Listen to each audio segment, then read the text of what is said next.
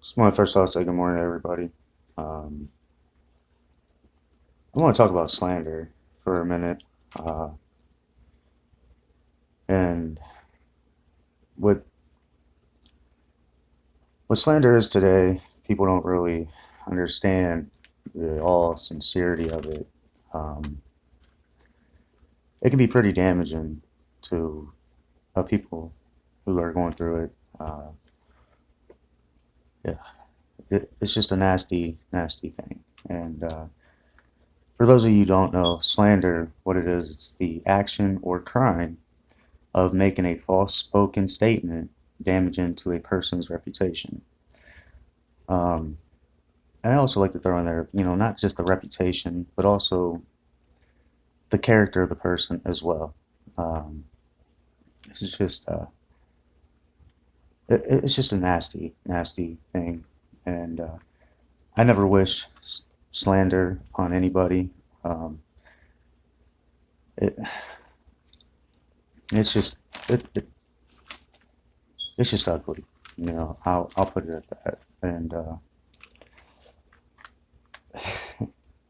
nothing nice really comes out of slandering somebody. Um,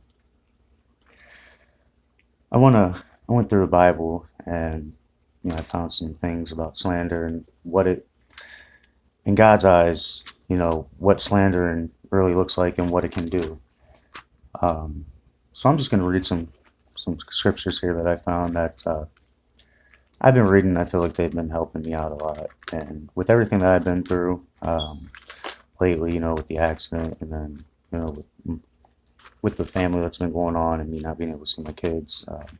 Not trying to get into too much detail, but I've had a lot going on lately in my life, and by the grace of God, I'm here today, and you know, I get to talk to you guys about this, I guess. So I'm just blessed to be here, blessed to strive for another day, um, or blessed to have another day to strive for a better me. So, but I don't want to keep anybody too long. A couple of the scriptures I found here was Psalms 101, 5. Whoever slanders his neighbor secretly, I will destroy. Whoever has a haughty look and an arrogant heart, I will not endure. Some powerful stuff right there. So, for those of you who are slandering somebody and you're being sneaky and you're doing it secretly, just know you're being watched, you're being heard. You may not think you are, but you are. 1 Peter chapter 3, verse 16. Having a good conscience, so that when you are slandered, those who revile your good behavior in Christ may be put to shame. Again, remember, watch what you say about people, especially if you know the truth, but you're not spreading the truth's going to come up. Proverbs 10:18. The one who conceals hatred has lying lips, and whoever utters slander. I don't like this word, but it says whoever utters slander is a fool. The one who conceals hatred has lying lips. I mean, it's just, and I'm not making this stuff up. I mean, this came straight from the Bible. These are, like I said, these spoke to me a lot, and because I've been dealing with slander from my estranged wife for quite some time, and just the way that everything's played out and how it just seems like everybody turned against me, and that's why I'm sharing this video, just because I know I'm not the only one out there going through this, and I just want everybody else to know, that like this is, it's just powerful stuff. Like I tried to say, it's wicked. The ones who are doing all the slandering, they're wicked, and all we can do really is pray for them. But here's another good one, James 4:11. Do not speak evil against one another. Brothers, the one who speaks against a brother or judges his brother speaks evil against the love. and judges the law. But if you judge the law, you are not a doer at the law, but a judge. Let that sink in for a second. And then, Exodus 20:16, you shall not bear false witness against your neighbor. Again, slander is pretty much,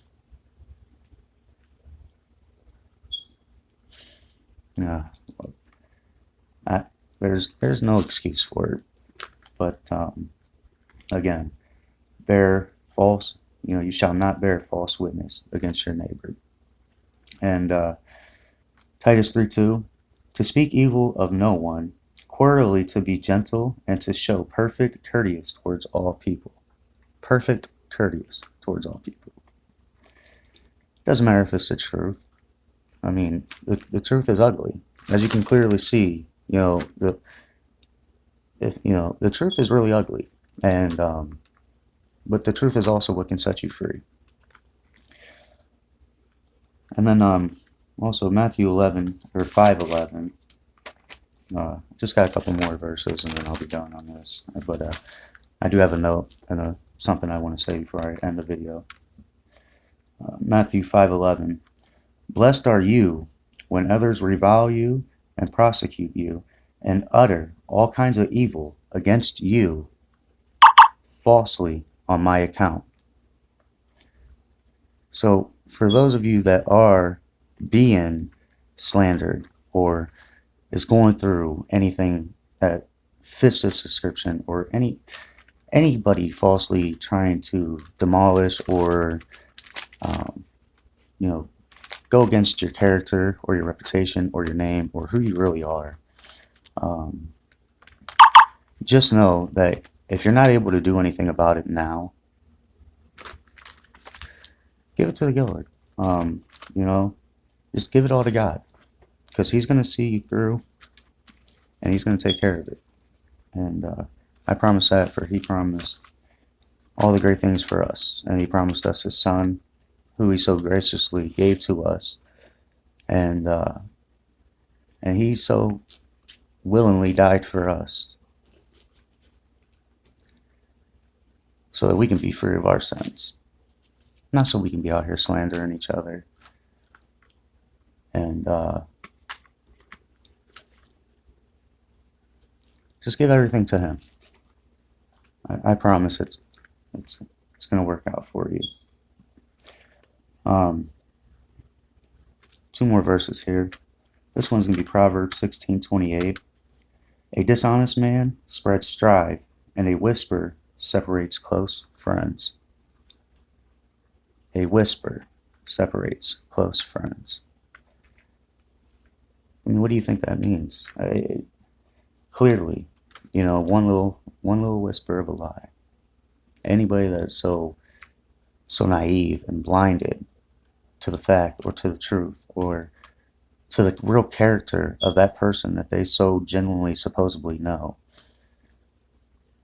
are so quick to turn their backs. It even says right here, a dishonest man, and I'm going to put in there too, a dishonest man or woman spreads strife, and a whisper separates close friends. I'm baffled too. I mean, it's crazy. And lastly, I'm just going to read here 2 Timothy chapter 3, verses 1 through 5.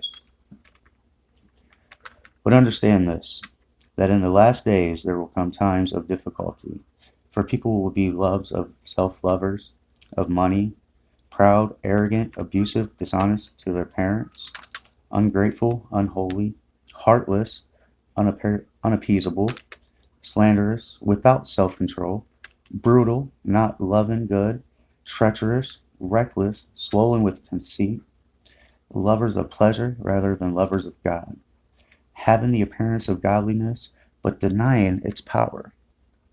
Avoid such people. Man.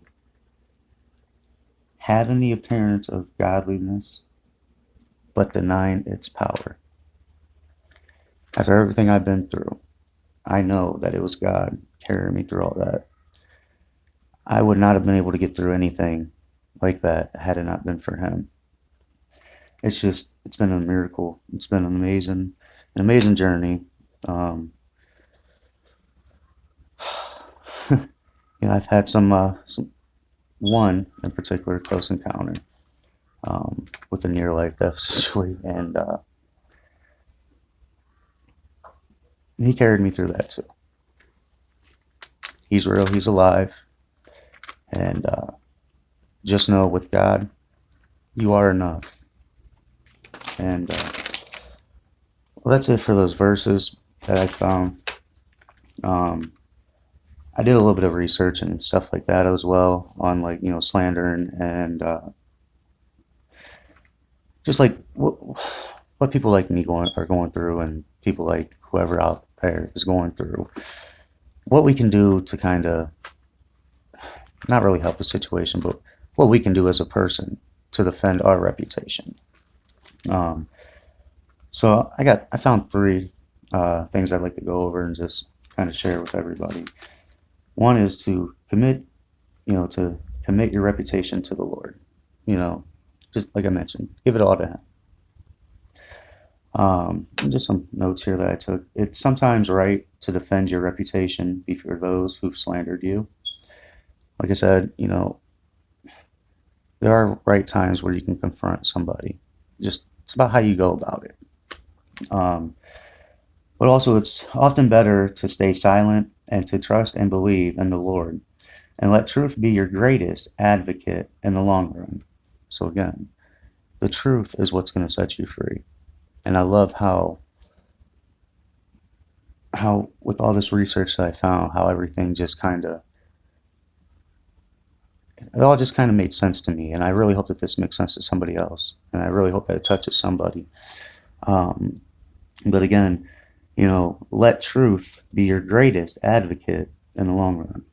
Because remember, your quiet integrity over time, will say all that needs to be said. I mean, please, if you haven't listened to anything I've said, listen to that.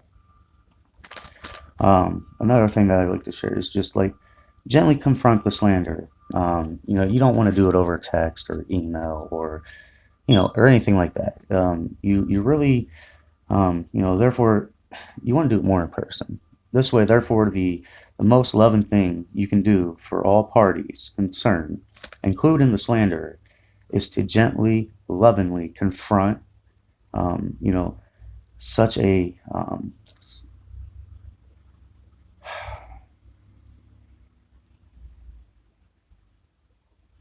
just such a conversation should be done in person.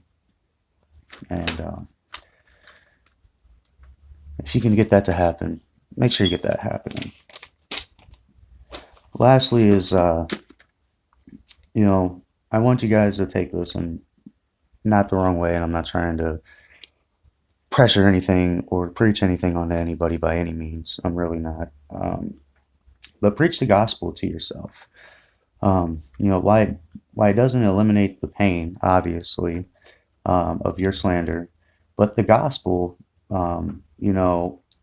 it can reduce our defensiveness and sense of, and injury. Sorry about that. If we remember that, apart from the grace of God, is I'm worse than what I am being slandered as. Okay.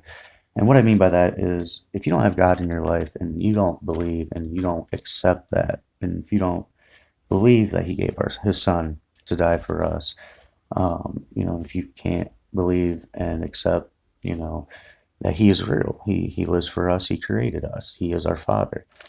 Because as apart from the grace of God, I'm worse than what I'm being slandered as.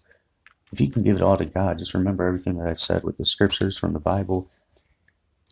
He's real, He's alive, He lives within you. You just got to have the faith and have the hope. You got to accept it. You got to love Him. You got to let Him into your life. You got to commit to Him. You got to confess. And I promise He's going to see you through. You just got to believe. And you got to do your part too. remember, you know, it's not just going to come to you. You do have to work for it. And I'm not going to sugarcoat it. I'm not going to paint a pretty picture on it. It's a hard road. You know, the walk with Jesus Christ it is a hard road. Because once you accept him and you let him into your life, Satan is going to start attacking you from all kinds of angles. And it's going to become a big spiritual battle within yourself, your spirit, your heart, your mind. And then you're going to get so focused on everything else. And then here comes all the worldly things. Now you got all the outside of the worldly things coming at you as well. Just remember, don't be deceived by all the worldly things. It's Satan in disguise. I'm not saying he's everywhere, but he is everywhere. I'm not saying he's every friend that you encounter, but just be mindful, be aware, ask God to let you see, and don't be deceived.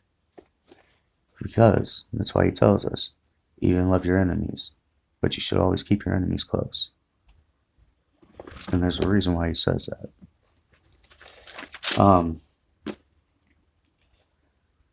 Anyways, I didn't expect the video to be this long. I wasn't trying to go into all that detail. I just felt like it needed to be said. With that being said, I'm just going to tell everybody, just know that there is strength inside of you. You just got to search for it. And to everybody that is going through something, whatever that something is, I don't know. Only you and God knows. But whatever that something is, just always remember, God has his hands on you. And he has the serenity to change the things that you cannot. And just remember that. I'm going to read one more verse here before I end the video. This is going to be Romans 5:8. But God demonstrates his own love towards us, and that while we were still sinners, Christ died for us. That's great stuff. It's just nice to know that with all the slander and everything that's been going on in the world, in my life, and somebody else's life, we still have that one person that we can always call on, and we know is always going to be there, because he promised that he's always going to love us. Just call on him. With that being said, I hope everybody has a blessed day, and God bless all of you.